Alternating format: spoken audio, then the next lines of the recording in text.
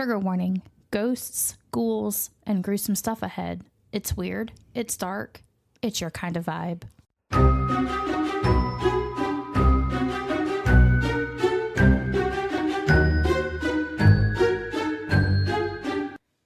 Welcome to Haunted and Homicidal, the podcast where true crime meets the paranormal. I'm Lauren. And I'm Courtney. Every week we uncover the terrifying, the twisted, and the totally unexplainable. Lock your doors and grab your sage. Because things are about to get haunted and homicidal. Yeah, I don't want to do this today for more than one reason. I don't feel good. My voice is fucked up. And it's the end part of David Parker Ray. And I don't have the energy. We can do it. I don't want to.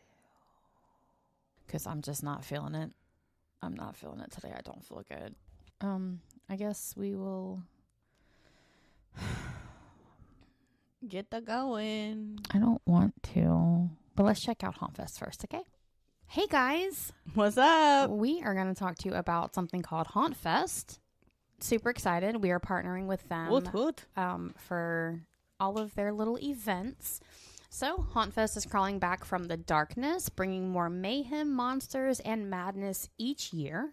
Step through the gates and into a fully immersive world of horror art, live music, spooky vendors, themed entertainment, and eerie activities lurking around every corner. Depending on the event, you may find axe throwing, trivia, animal encounters, rage rooms. Ooh. I need to do a rage room.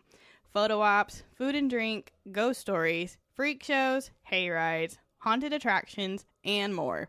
Some locations even feature camping, after-hour parties, and other exclusive surprises. Our characters, awesome name, by the way. That is so cute. I know, right? Roam the grounds hunting for fresh screams. If you're easily spooked, grab a Ghoul Gone Glow bracelet at the gate to help keep the beasts at bay. Which is cute. You know, people have like autism and stuff, and their kids are scared. I love that they do stuff like that. My old roommate wanted one for when we went to Terror on the Coast. Nice. So yeah, HauntFest, they're taking everybody into consideration. Pre-sale tickets start at a killer price. For the full nightmare experience, upgrade to the RIP Pass for exclusive perks. Season passes are now also available, granting access to any HauntFest event throughout the whole entire year. Whether you're a thrill seeker, a horror fanatic, an Addams Family, or simply dead inside. That's me. Like Lauren. HauntFest is where Halloween never dies. This is my jam. Slip on your monster skins and join us for a weekend of scares, screams, and unforgettable memories. Join HauntFest at the 2026 premiere of Death March at Trim Tab Brewing Company in Birmingham, Alabama. The thrills begin at 2 p.m. on March 7th and 8th, with the event ending at midnight on Saturday and 8 p.m. on Sunday. And then HauntFest is back for its 4th annual Athens, Georgia event, April Ghouls, at Terrapin Beer Company on April 11th and 12th, 2026 at 2 p.m. Throw on a costume and boogie at our new Dead Man's Party from 10 p.m. to midnight on Saturday. I'm loving all these names. I know, right? HauntFest returns to historic Hopkins Farm in Simpsonville, South Carolina for a September to Dismember on September 25th and 26th from 5 p.m. to midnight on Friday and 2 p.m. to midnight on Saturday. Hopkins Haunted Attraction will feature a sneak peek walkthrough haunt for the event, which will open at 7:30 p.m. each night and is included in your festival entry ticket. A September to Dismember will be a full-fledged weekend festival with vendors, live music, themed entertainment, and much more. Prepare for a dead man's party. This November, join us for some post-Halloween thrills at the premiere of HauntFest Harvest of Horrors at Bobby Brown Park in Elberton, Georgia. The magic begins at 5 p.m. on the 6th and 2 p.m. on the 7th, continuing until the clock strikes midnight. Camping, yurts, movie screenings, bouncy houses, and more are offered at this venue. If you're a raging psychopath, I am. Sign up to sleep in our Night Terrors camping area where our ghouls can creep around your tent after hours until 2 a.m. on Sunday morning. That sounds so fun, guys. To take a first look at the venue, come to our free On the Water Sink or Swim horror movie promo event on July 25th. For more information, to get involved, or to buy tickets, visit hauntfest.net.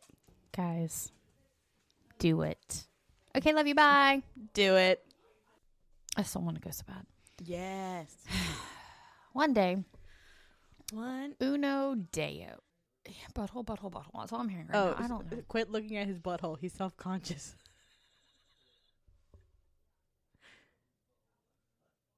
Whose butthole? I don't know. Is Kane self-conscious about his butthole? I have no idea whose butthole they're talking about. I try not to get involved. Okay. So, I guess we'll just go ahead and get into it because I don't want to, but we need to.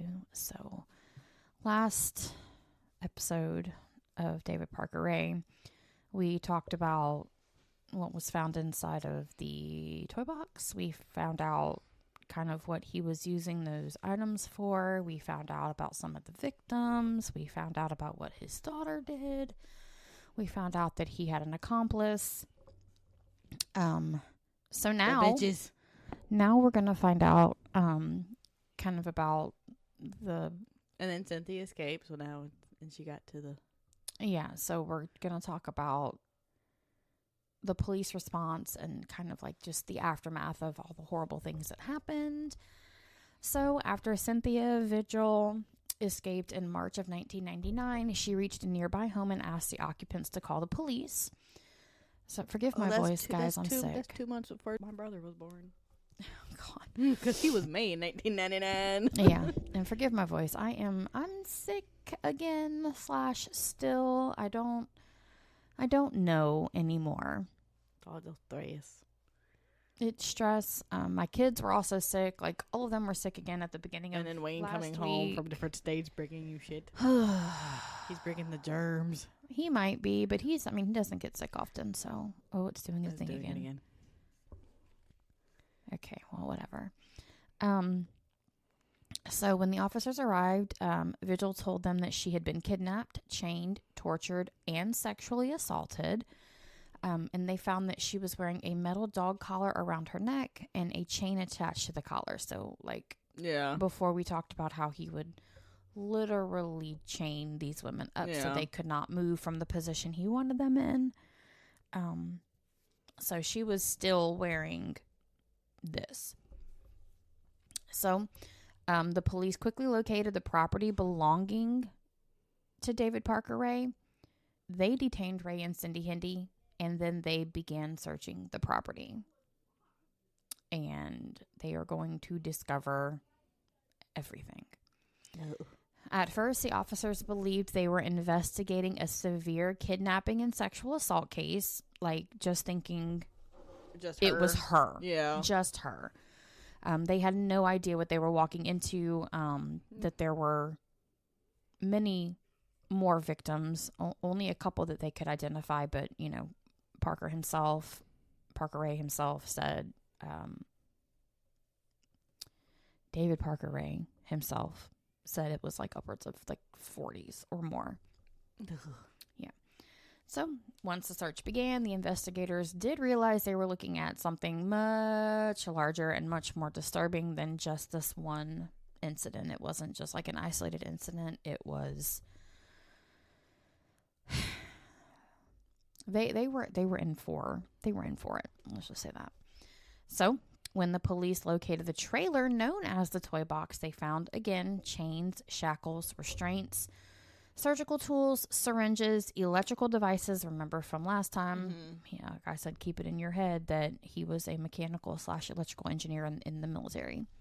So he put that to, I'm not going to say good use because this is nothing good about this. No. But he put it to use. Not in a good way. No. They also found sex toys, ropes, whips, clamps, like nipple clamps and things like that. Spreader bars, bondage furniture, a gynecological examination chair that seemed to have been homemade. Huh? Yeah. It was like, it was homemade. Like So he made his own? I don't know, like, if he took, like, just a regular gynecological chair and, like, Amped it. gussied it up. Yeah. Or if he just built one, like, from the ground up to suit his needs. It really doesn't get into it. It just does, and some sources say it's a homemade gynecological chair, which leads me to believe that he either did something to it to make it not that, or just built one himself. Yeah. They also found the videotapes, the auto recording that we played a little bit of last time, which when I was editing it, my skin was fucking crawling. I was getting nauseous. It's like, again, and if you guys decide that you want to go find that, we are not being held liable or responsible. You are hopefully grown. Young for that one. Don't do it. But I know a lot of people are like me and morbidly curious, and we're going to do it anyway. Be warned. Just be very warned, because I heard this man's voice in my head for probably a straight week. And the whole tape gets worse than what we played, and he keeps that same fucking tone through the whole thing. It is... Anyway... the police also found journals, photographs, and personal belongings likely belonging to victims. So he pretty much told on himself. He gave them all the evidence that they were ever going to need. Pretty much. And the scene was so fucking disturbing that the investigators doing the case later described it as one of the absolute worst scenes they ever encountered. I can believe it. And you just have to remember, these people have seen death. Yeah. Mutilations, murders. There were no bodies in this trailer. Yeah. It was just the equipment, the photographs, the notes, the audio tapes, the video recordings, and that is the fucking worst thing that they've ever seen. And my stomach is turning, and I already don't feel good today. So, again, the evidence, he pretty much collected it for them and just, here you go, didn't hand it to him himself, but he pretty much did, because he left it where they could find it. And then he can't be like, oh, that's not mine. Bitch, it's in your backyard. Oh, no, he was very proud of all of this. Oh, shit. Very proud. Oh, shit. In a lot of the interviews that I watched, he was happy and smiling and giggling when he was retelling everything. What he was the so hell? happy. Yeah, I don't know. He's real fucked up in the head. Clearly. Yeah. So the investigators discovered large amounts of evidence that suggested Ray had been operating for years. Years and years. Again, the items included videotapes showing the assault. So he recorded himself and Cindy Hindy doing these things to these women. Again, recorded audio messages, written notes, journals documenting the attacks. So anytime he did anything, they wrote it down. Trophies taken from victims, which we know is one of those big serial killer, serial rapist fetish things.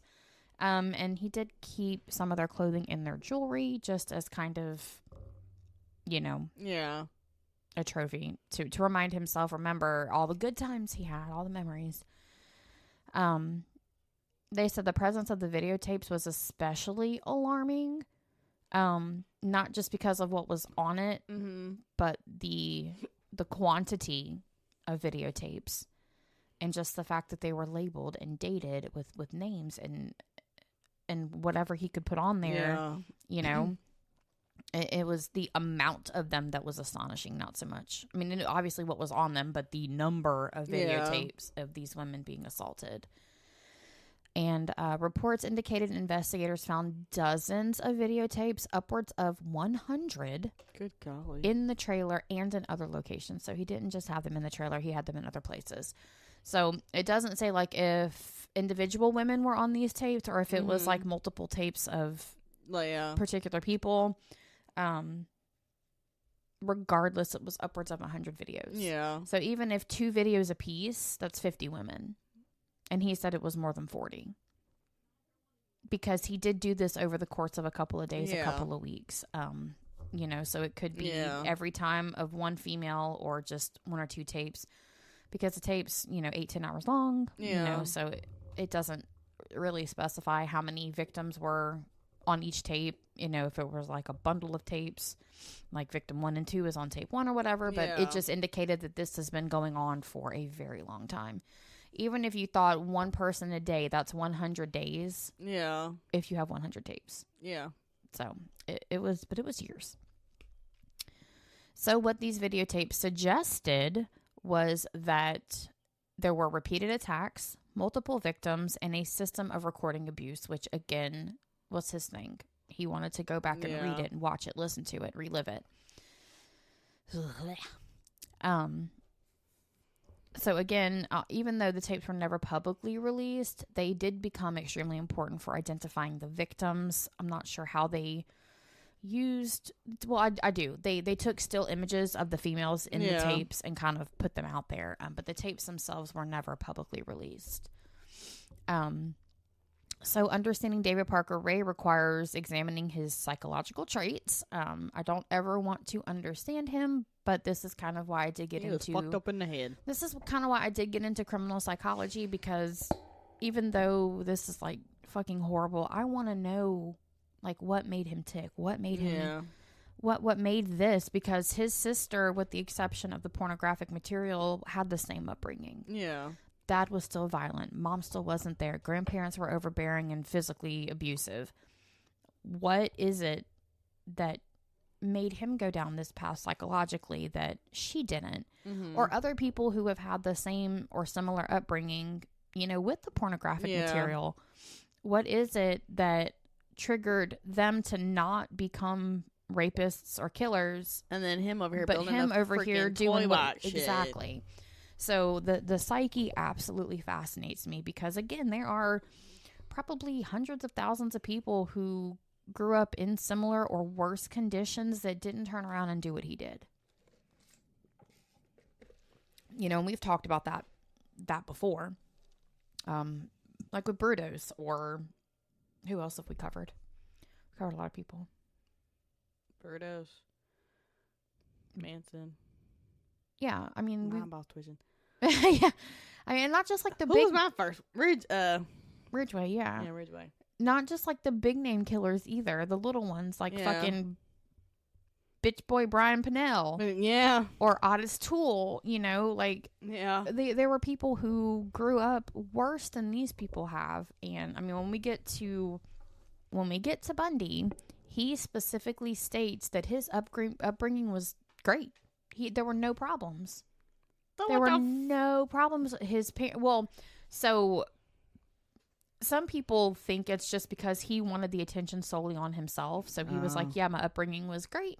No problems, blah, blah, blah. I mean, there were issues in the family, but I mean, they were just like normal, most of the time issues. Yeah. But again, he started looking at pornography when he was 12. Yeah. And a lot of these people, that's kind of their starting point is pornography, which is why there's such this big thing about trying to just like abolish pornography entirely, because it can and does become a problem. And I think at 12, or in his case, David Parker Ray at 8, it does shape the brain negatively. But I feel like consenting adults should be able to do what they want to do. Yeah. That's just my opinion. So, his crimes suggest a combination of several dangerous personality characteristics, such as sexual sadism, narcissism, big fucking time, antisocial behavior, and an extreme need for control. I'm a control freak, okay? My daughter is a control freak. Yes. But I manage it. Okay, I'm not out there abusing people and trying to control. I try to control, like, my life is so fucking out of control, I don't even try anymore, okay? Yeah. Because it's like when I do try, the only thing that I can control, dinner. I can control dinner. Sometimes I make you see my menu. I make my menu every fucking week. And some days I'm like, yeah, I don't want that. So I don't even control it. I'm like, eat ramen or make a sandwich. Yeah. I try. Look, I try. I try so hard. Why's my boob hurt? I don't know. Mischa sliced my leg up yesterday. was that?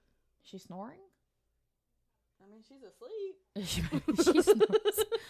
I had to go to the vet and get her like the vet flea meds. Really? Yeah, because the other ones from the feed store were just they work for like 2 days and then. So, I mean, yeah, she's not itching. She itches occasionally. I think she's feeling better because she was real playful with Sam this morning. And when I say playful, I mean she was trying to eat him. She had his whole head in her mouth. Poor Sam. Yeah, he just. She was all excited at the door when I brought her toy. I was like, because I got her excited. I was like, Chutney's here, is Chutney. So I think like if maybe I tell her, and he just like sits there and takes And it. he just lets her. He just wait, like near the end, she like puts his whole head in her mouth. Dang. So now we're gonna kind of touch on like what each of these things mean. Yeah. That they are like, this is what he has. So we're gonna kind of like touch on what they mean and like why they're saying that, like identifies and characterizes him. Okay. So Ray's crimes strongly indicate sexual sadism disorder. And sexual sadism involves sexual arousal from inflicting pain, humiliation, domination, or fear.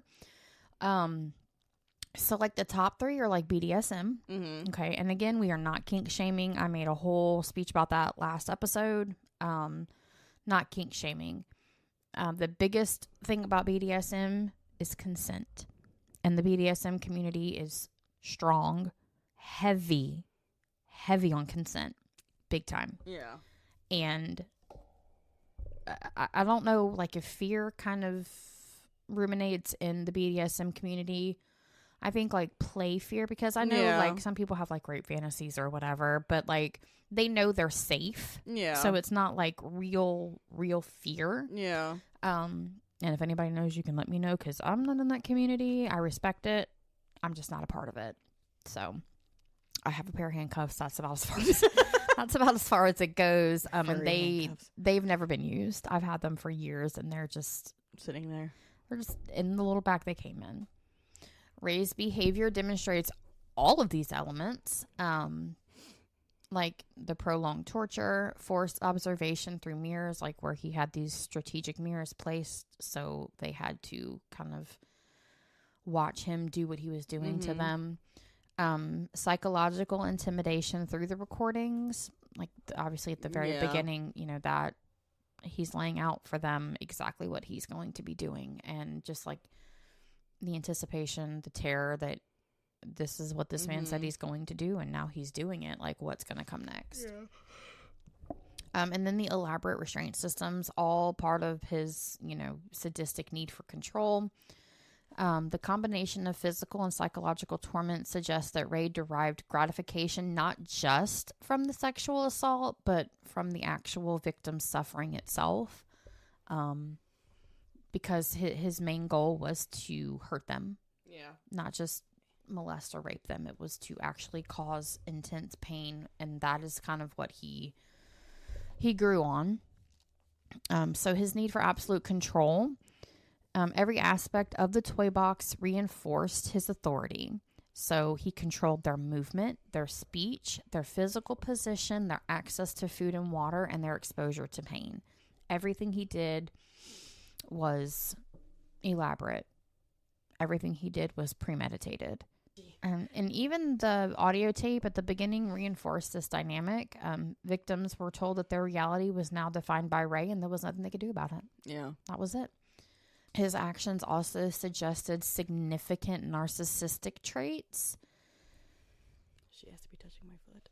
Mischa. These include belief in personal superiority. So he believed he was better than pretty much everybody, but specifically better than women, and even more specifically better than the women he captured. Of course. He felt entitled to dominate others. He did have a severe lack of empathy, and he had a very high need for admiration or control, like for them to look at him like a god. You know? And he was the last fucking man on this goddamn earth that deserved it. Yes. The last fucking one. Did you really write Courtney is stuttering not bad? Real bad. Oh. Struggling. That's like when you were like melting in your chair. Oh, probably, yeah. Yeah. So I'm like, I just like whatever I'm hearing, I write it down. So Yeah. when I do like the pod description, I kind of can include that in there. Yeah. So the tape itself demonstrates his narcissistic personality. He casts himself as a central authority figure in the victim's world because he's like, it's me. Yeah. I'm controlling you. Sometimes Cindy, but mostly me. And there's nothing you can do about it. So Ray also demonstrated behaviors consistent with antisocial personality disorder, which we kind of knew that from an early age. Yeah.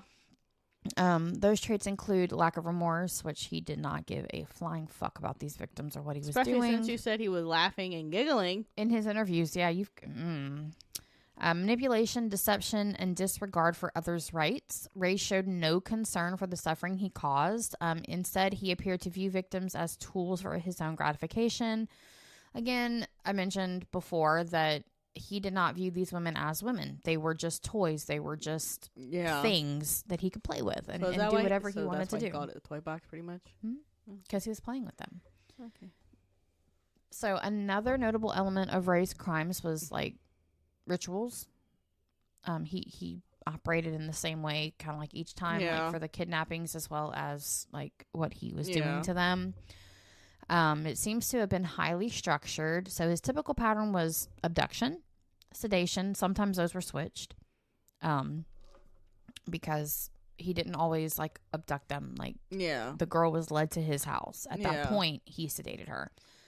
So 1 and 2 were kind of like flipped sometimes, but most of the time it followed. They took her, they sedated her, they restrained her to the gynecological chair. The victim was waking up, the tape was already playing, and then Ray would come into the room when the tape was over. This pattern indicates repetition and planning, and that was like the biggest thing they had to say about this. This was not random. This wasn't random. What? I don't got no bites. I don't got none. She's like, somebody better have some damn bites up in here. I got no bites. I got no bites, baby. Where's her bag of vegetables? We ate them. Oh. Hi, Mish. She's sniffing everything looking for a treat. She really is. Like, I put my hand in my pocket and she thought I had something in there in my pocket. Mish. Honey, baby. Just lay down, Bubba. She's like, oh yeah, scratch my butt. Booty scratch. Booty scratch. And so like they kind of define this as a ritual because it happened. Like, why'd you stop? Because it happened every time. Like there was no deviation. This is what he did. This was every single time. And how do they know this? Because he recorded it. Hi, Mish. She's like, don't stop. So needy. And so this likely reinforced Ray's psychological satisfaction because he was able to control the narrative every single time. Ray's crimes appear to have evolved from a long-standing fantasy. Again, you know, from when he was young, he had these sadomasochistic pornography magazines that his dad would bring him at the age of 8. The fact that his dad brought him at that freaking 8. Yeah. They were reinforced through pornography, obviously. The drawings that he did, planning of what he was going to do, and equipment collection. So he was collecting and planning out this toy box long before he put it to use. Yeah. Okay. Again, tens of thousands up to $100,000 creating this toy box. And I wonder if anyone asked him, like, when he would buy the supplies, oh, what are you buying this for? I mean, maybe. Or maybe people just minded their own business. I don't know. Like, I don't know, like, if he got these in town, if he, like, ordered them out of a catalog, or, like, it doesn't ever really kind of say how he got his hands on all these things, especially the gynecological chair, if he didn't build that from the ground up. Yeah. You know. And over time, his fantasies turned into reality, obviously, or we would not be here discussing him today. And the toy box allowed Ray to act out these fantasies repeatedly. Every day. For years. Ray showed extreme emotional detachment.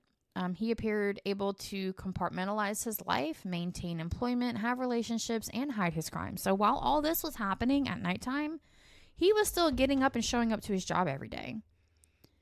He was still interacting with his family, his neighbors, his few friends that he had. He was able to do this every fucking day and then come home And then do the shit he did. and do all of this. And on top of that, knowing that he wasn't killing these women that we know of, because some are still not identified, wasn't killing these women. He was confident enough that he thought he wasn't going to get caught because they weren't going to remember anything. And most of them didn't. Yeah. That's scary as shit. So at its core, Ray's crimes were about power. Sexual assault was part of the behavior, but domination appears to have been more of the true motivation, because he created an environment where he controlled every single variable. Victims had no autonomy, and the fear was absolutely constant because they did not know what was coming next. They listened to the audio. They knew things were coming, but in what order? Yeah. Were they going to get their toenails pulled out? Were they going to get their teeth ripped out of their head? You know, I mean, he had a lot of items that varied in sizes, you know, and sometimes he didn't start out small. Yeah. Sometimes he grabbed the largest one, you know, and they just were in constant fear of what was coming next, and they knew something was coming. The absolute control likely satisfied the psychological needs that drove his behavior until it didn't. Because if it satisfied them, then he would have stopped. Yeah. He wouldn't have continued on collecting these women. So David Parker Ray represents one of the most extreme examples of organized sexual sadism in American criminal history, with the elaborate preparation, psychological manipulation, prolonged activity, and ritual violence. You know, there have been others who have I'm not going to say done similar things because they haven't, but other serial rapists, they also have like a pattern that they follow, right? Yeah. This man just did it differently. The toy box is not just a torture chamber. It was the literal physical expression of Ray's inner world. His brain, his psyche. It was literally, it's like someone reached in his brain, grabbed it with their fist, threw it, and popped up the toy box. So, investigators also found written material that appeared to document Ray's activities. These writings suggest that the crimes may have been ongoing for years and years. And there were far more victims than initially believed. Because remember, when they went in, Cynthia was the only one that they were kind of on the know about. Then they found more tapes. They found more audio. They found more clothing, more jewelry. And it just compounded and compounded and compounded. And so they were like, shit. Yeah. There's more than like 5 or 6 girls that this happened to. This has been going on for years. There's probably 40 or so. And some of his writings allegedly, like I said, referenced dozens of assaults. So, like, even if there wasn't, like, video evidence of these things, there was journal evidence. Yeah. Like, he wrote about them, even though, like, maybe it didn't match up to a video. Yeah. So, it was like the videos had the women, but the writing seemed to have more women. Once the scale of the evidence became clear, the investigation expanded. Agencies involved included the local police, the New Mexico State Police, and the FBI. So it was like built upon. Those investigators began examining missing persons cases just in case, like, maybe he did murder them. His past relationships, like we've talked about, he was married allegedly 3 or 4 times. I can't find any information about any of these women. Obviously, Jesse has a mother, but there's like no information about any of that. There is no concrete proof that he did have another daughter, even though it is said that he did. They all said, we don't know this fucking these man. people, We're not claiming him. Yeah, these people, if he had these past relationships, have done their due diligence to stay hidden. I wouldn't be related to this dude. No, I would not either. They were also kind of looking at people who he had contact with, like his work partners or just anybody in general, like store clerks, you know, like back in the 1990s. Yeah. You didn't have like social media like you do now. So you'd print out a picture. Do you recognize this guy? Like Terminator, okay? Yeah. Do you know this man? And they could be like, yeah, no. And like your interactions with him, how were they normal? Like, did anything kind of stick out? Do you recall anything? Did he buy the ropes and chains from here? Yeah. So they just kind of were doing what they could do.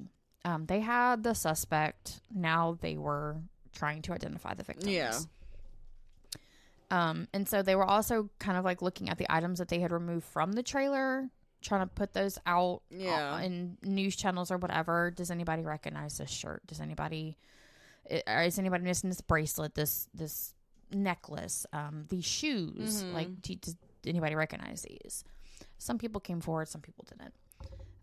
The exact number of victims still to this day remains unknown. Some are still not solved. However, several figures have been discussed by investigators. Possible estimates include 15 confirmed or strongly suspected victims. We know of like 4 with absolute certainty. Cynthia, the girl that Jesse brought, the one that was murdered, and then one more. I can't remember her name. Tara, maybe? I don't remember. I don't want to read back through everything because fuck that.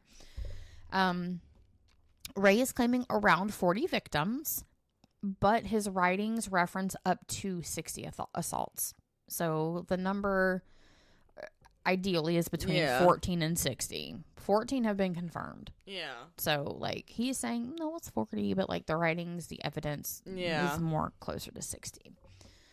These numbers are not definitive. The only victims fully confirmed publicly are those who survived and came forward. So they don't know. They don't know if anybody was murdered other than the one lady. Yeah.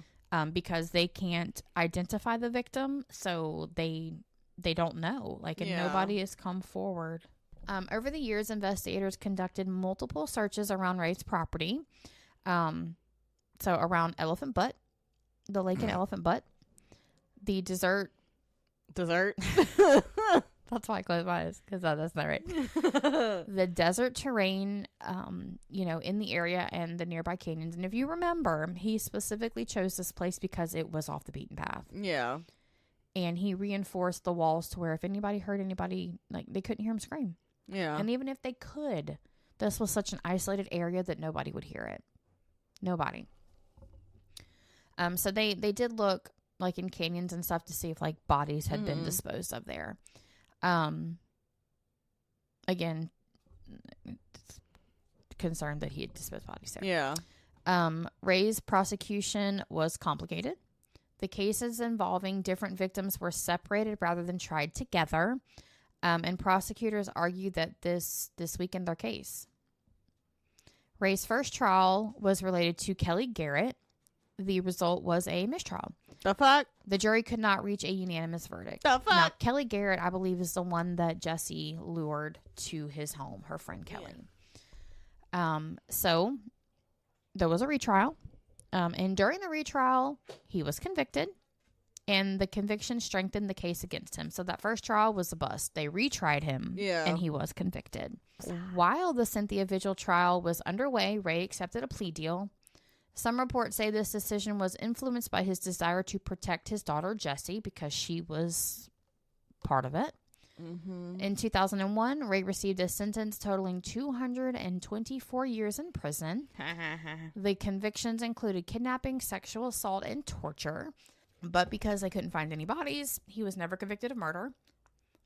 And again, they don't know, outside of that one woman, that anybody was killed.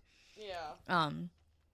It does stand to reason that there were possibly dead bodies because there are so many victims unnamed, unmatched. Nobody knows who they are. Yeah. So it's entirely possible. And again, he did take wanderers, sex workers, runaways, people who just wouldn't be really missed, unfortunately. Yeah. So Cindy Hendy only received a 36-year sentence. The fuck? This bitch. She later cooperated partially with investigators. However, her cooperation was inconsistent. And she reportedly later recanted some of her earlier statements. Bitch. So, Now, just 1 year into his sentence, on May 28th of 2002, David Parker Ray died. 1 year into his sentence, he had a heart attack and he died. He died in prison before revealing further information about possible victims, of course. So, like, you know, when they're in jail for 15, 20 years, sometimes they start talking, right? They talk to their cellmates. They talk to their bunkies. They talk to other people in different blocks. They talk to security. He was not alive long enough to do that. And that's unfortunate because a lot of the time when they are in prison, the longer they're there, they do start kind of revealing more information. So Ray's death closed off many investigative possibilities. Like, you know, he may have eventually told them, yeah, I did kill some people. This is where they're buried. Yeah, I know who that is, even if I didn't write their name down. Yeah. You know, or any other crimes that he may have committed prior to all of this going down, right? So with his death, those answers will probably never be known. Unless Cindy Hendy decides to fucking grab herself by the bootstraps and lace those bitches up and tell people the truth, like what happened. She's the only one that would really know because she participated. Yeah. But she's probably not going to. No, she's probably not going to. The toy box is not simply a location.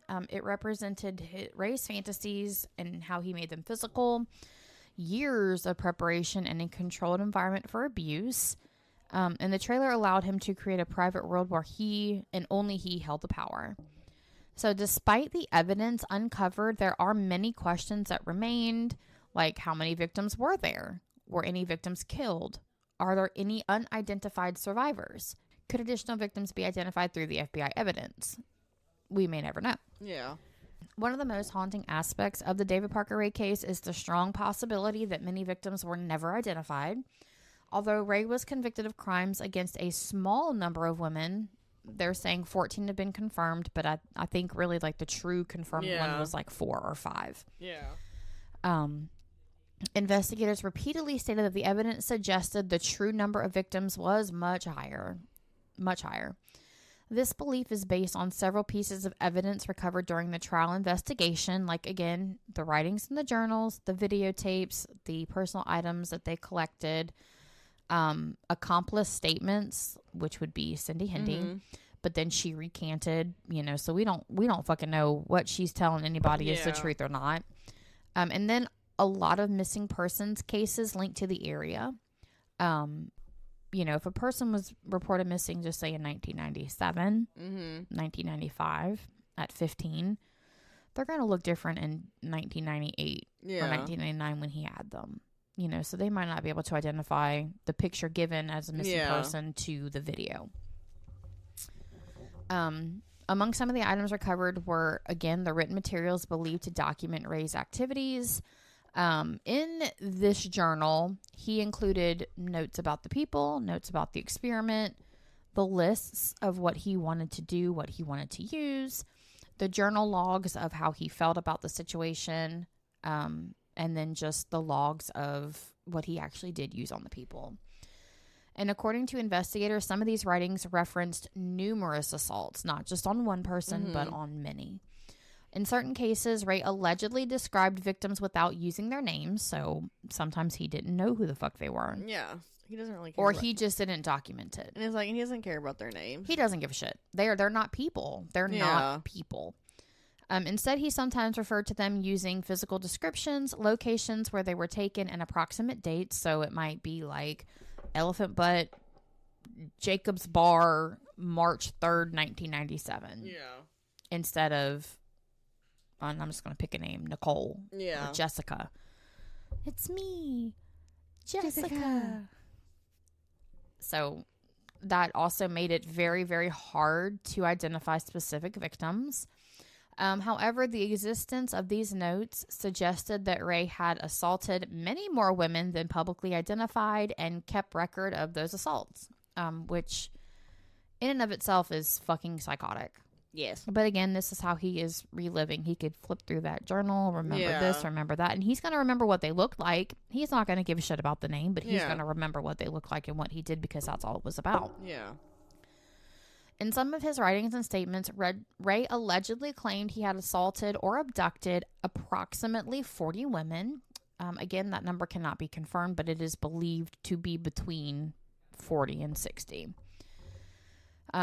Investigators took it seriously because the evidence in the trailer suggested repeated activity. There are videotapes indicating many, many, many victims. And again, the accomplice described multiple assaults. So Cindy Hindi was like, yeah, there were like 30 women, you know. But then again, fucking bitch recanted. So like, what can you believe? I believe there were many women. Even if Ray exaggerated, the available evidence indicates that the victim count was likely much higher than the number of known survivors. So, unfortunately. One of the most striking developments in the case occurred years later. The FBI publicly released photographs of 401 items recovered from Ray's property. That's a lot. 401. Rings, necklaces, bracelets, watches, clothing, accessories. So, again, you know, one female could have like 10 of those things on her. She could be wearing 2 necklaces, 2 rings, shirt, bra, underwear, pants, shoes, socks, you know, so. Yeah. But if each woman is wearing 10 things, that's still 40 victims. Yeah. You know, or more, because, you know, he didn't, when he released them, you know, he didn't always keep everything. Mm-hmm. Some of the women were released clothed, you know. Not their clothes sometimes, but they were released. Cynthia broke free. She was naked. Yeah. She had nothing. So some of those items, you know, were hers. But just withstanding, if a woman is wearing all of these things and he kept everything, that's at least 40 victims. Mm-hmm. At least. And the investigators believed, obviously, that these items belonged to the victims, not like he went to the pawn store and bought them, or just like went shopping at Macy's and grabbed what he could grab. It's like, he didn't buy this shit. He took this from the victim. Yeah. The FBI released the images of these items in hopes that family members of missing women might recognize them. Like, I bought that for my sister. Or, hey, that looks like my sister's favorite fucking shirt that she wears weekly. Or unidentified victims could be linked to Ray, who, you know, again, he used sedatives and mind-altering substances while he was performing these activities. A lot of these women may not remember. Mm-hmm. And then if they see something that belonged to them, it may jog their memory, or how did he get a hold of that? Mm-hmm. You know, and they would be like, well, that's mine. Yeah. I don't know how he got it, but let me go to the FBI and claim it anyway. And then they could be like, hey, we think you might be a potential victim. Yeah. That's kind of what they were hoping was going to happen. You know, and obviously they did this in hopes that additional cases could be solved. Yeah. Not that it would make a difference because he had already been convicted and probably at this point dead. But as closure for the family or the victim involved, you know, and I think that's one of like the big things that the law enforcement officials should focus on, is even if a perpetrator is convicted of what you can currently prove, if there is so much more, I feel like they should focus on solving that too. Yeah. Like, we know who did it. We just need to find out who this is. Yeah. But moreover, it was really unusual for the FBI to do something like this. Yeah. But it did demonstrate how strongly the investigators believed that they were unidentified victims, and they were wanting to get this solved, like, completely. Yeah. So again, of these 401 items that they found on Ray's property, a lot of them may have served as trophies, which, again, we know that serial rapists and serial killers tend to take trophies to remember their crimes. So again, they collect items from the victim to relive the crimes, reinforce their fantasies, and maintain a sense of control over victims. Because if you see this person in the wild, okay, just in the wild, and you have their shirt, you have their necklace, their shoes, and you're intentionally trying to cause them harm, all you have to do is pull that item out and they're going to remember. Yeah. And just that fear of what happens or what's going to happen. He was like, yeah. Ugh. God, I hate this man so fucking much, you guys. Like, goose blah blah. Goose blah blah. So, the presence of hundreds of personal items strongly suggested that Ray had contact with far more women than the known victims. And that was just the point they were trying to drive home. Like, it's obvious at this point. Yeah. So after Ray's arrest, investigators began reviewing missing persons cases that might have been connected to him. They focused on the disappearances involving, obviously, women, individuals traveling alone, and people who had been seen in that region of New Mexico in Elephant Butt or Truth and Consequences. Some of the cases included women who disappeared near Albuquerque. Again, Truth or Consequences than Elephant Butt. And I know it's Butte, but it's just funnier when I say Elephant Butt. However, linking specific missing persons cases to Ray proved very, very difficult without physical evidence or like confirmation of this victim. One of the most notable missing persons cases connected to David Parker Ray is Jill Suzanne Troya. Troya disappeared from Albuquerque in 1995. Years after Ray's conviction, investigators reopened searches connected to her disappearance. In 2011, the FBI conducted new searches in the area near Elephant Butt. Authorities publicly stated Ray was suspected of involvement in Troya's disappearance.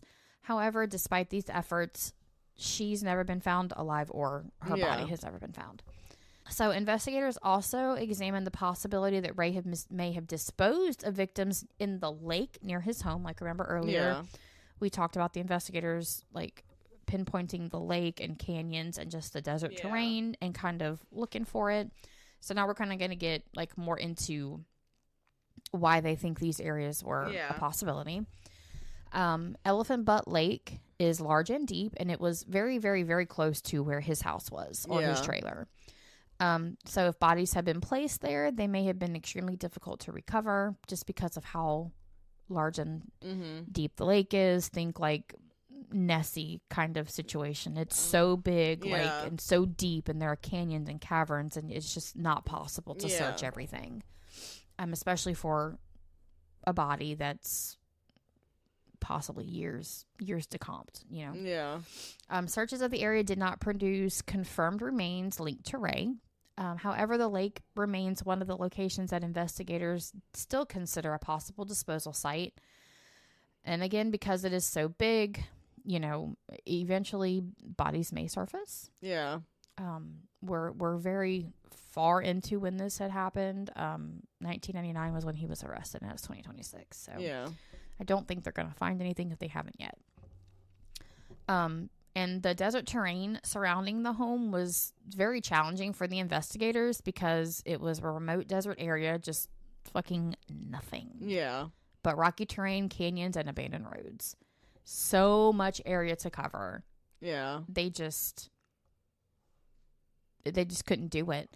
But the conditions, of it being so out there and spacious there were perfect places to hide bodies for long periods of time, and then the elements could get to them, and so they were like, even extensive searches might not locate remains if they had been buried or scattered. So they're not saying he didn't murder people. They're just saying, like, if he did, he did a real good job hiding them. Like, we can't find anything. Statements from Ray's accomplices, Cindy Hendy, mainly, also fueled suspicion about additional victims. For example, Cindy Hendy initially told investigators that Ray had murdered multiple women. With a fucking sadistic mind like that, I fucking believe it. Just like I believe Palm Beach Pete is goddamn Jeffrey Epstein. You haven't heard about that? No. There was a video posted of a guy driving a Corvette in Palm Beach, Florida that looked just like goddamn Jeffrey Epstein. It somehow got to this man, and he was like, I'm not Jeffrey Epstein. Jeffrey Epstein's dead. I'm alive. My name's Palm Beach Pete. That's fucking Jeffrey Epstein. For one, who names himself Palm Beach Pete? That's fucking Jeffrey Epstein, because someone took like a screenshot of like when Jeffrey Epstein was talking and then when this guy was addressing the TikTok community or whatever, and focused in on the teeth, and they are the exact same. I believe it. So I believe that this man killed people. Okay? I fucking believe it. But again, this fucking bitch later recanted or changed parts of her story. Of course. Right. This inconsistency made it difficult for prosecutors to pursue murder charges, mainly because they didn't know who was murdered. Yeah. They didn't know who was still alive, who just didn't remember, who didn't want to come forward. They didn't know anything. Yeah. But her statement still contributed to the investigators' belief that the known cases might only represent a fraction of the real truth. I believe he killed people. I truly, in my heart, in my soul, I believe he killed people, because there's no way he couldn't have. Either that or they died from like heart attack from the trauma. But he still killed them. Yeah. Like, he may not have physically plunged a dagger into their heart or sliced their throat, but what he did to them, if that caused a heart attack, he killed them. Period. Another possibility investigators considered is that may have released many victims alive. They were likely heavily drugged, obviously traumatized and disoriented, and they may have only had fragmented memories of the events because he gave them those type of drugs. Yeah. Some victims might never realize the full extent of what happened to them, or even think it was a dream. Yeah. It was a dream. That couldn't have happened to me. Others may have chosen not to report the assault due to fear, shame, lack of evidence for them to be believed, or mistrust of the authorities. Yeah. And that could possibly explain why more victims were not identified. I understand that, but when he died in 2002, the fear should have been gone at that point. And I would hope that someone other than the 4 or 5 that were confirmed, or 14, came forward. And, or I hope they just compartmentalize it and never think of it again, and they have wonderful, happy lives right now. Yeah. And again, one of the greatest difficulties in the case was that the investigators had a shit ton of evidence with no identity of who all this shit belonged to. They had the evidence that it's somebody's, but they could never point who it was, who it belonged to. So even after Ray's death, the case continues to trouble investigators and criminal researchers. And this is because the sheer scale of the evidence. There was so much evidence. The shocking number of victims, and it's not like Otis Toole and his little buddy. I can't remember what his name is. Oh, we killed 276 people. No, you didn't, bitches. Like, there's evidence of 4. Yeah. And that's kind of like, they claimed this many only had a little bit of evidence. There's a shit ton of evidence that proves that there were this many. They just can't identify anybody. Yeah.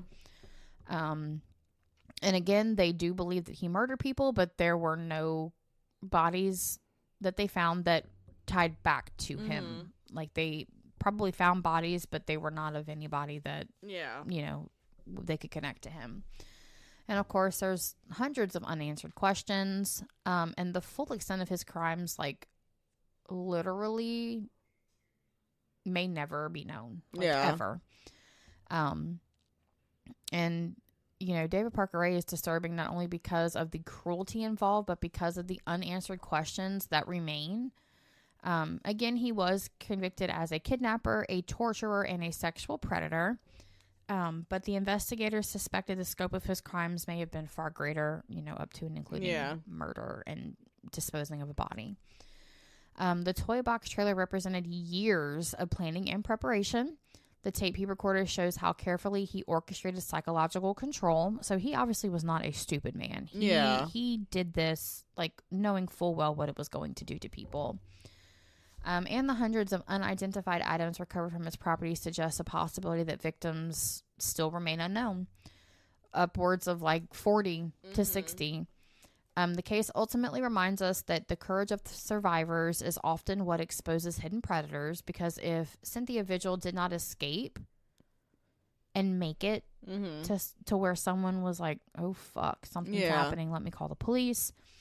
If Cindy Hendy had recovered after Cynthia...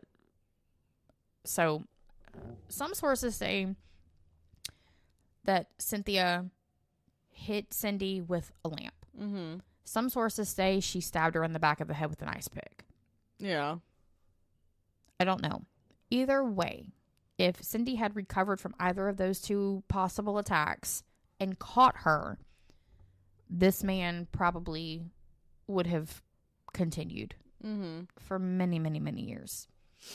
Except he got caught and he died in prison because he's a fucking jackass. Mm-hmm. And without the continued work of the investigators and families of missing people, the identities of potential victims may never come to light, despite all of their efforts. Mm-hmm. You know, we're just probably never going to know the full extent of what he actually did. And this case does remain one of the most disturbing in American criminal history.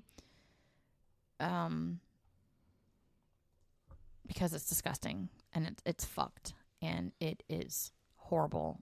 And what these women experienced, like, even in your worst fucking nightmares. Ugh. I don't like it. I don't like it. And this one thankfully wasn't as bad as the first one. And I hope you guys did not go find the transcripts, because they're bad. They're real bad. But thank you for listening. You can find us at patreon.com/haunted and homicidal. You can be alerted when our pods drop, because I'm sick and I'm struggling right now. And so sometimes it's not Monday, Thursday. Sometimes it's Tuesday, Friday. Sometimes Wednesday. Sometimes not at all. So, you know, I'm getting there. Okay. I'm really trying. But at least if you subscribe to the Patreon, you're not sitting there waiting on it. When is it going to happen? Yeah. Patreon's going to email you and be like, hey, bitch, It's up. it's out. So there's that. If you guys have any suggestions or like listener tales you guys want to submit, or things you want to hear about, you can submit them to gmail.com/haunted and homicidal. And then you can see all the links and stuff that we post and pictures of our stories on Facebook, facebook.com/haunted and homicidal. Do not forget to visit hauntfest.net and check them out. Get you some tickets. Go to the event. Have a good time. Think about us while you're doing it. Not having sex. Don't do that. Just like while you're enjoying HauntFest, okay? Okay, love you. Bye. Bye.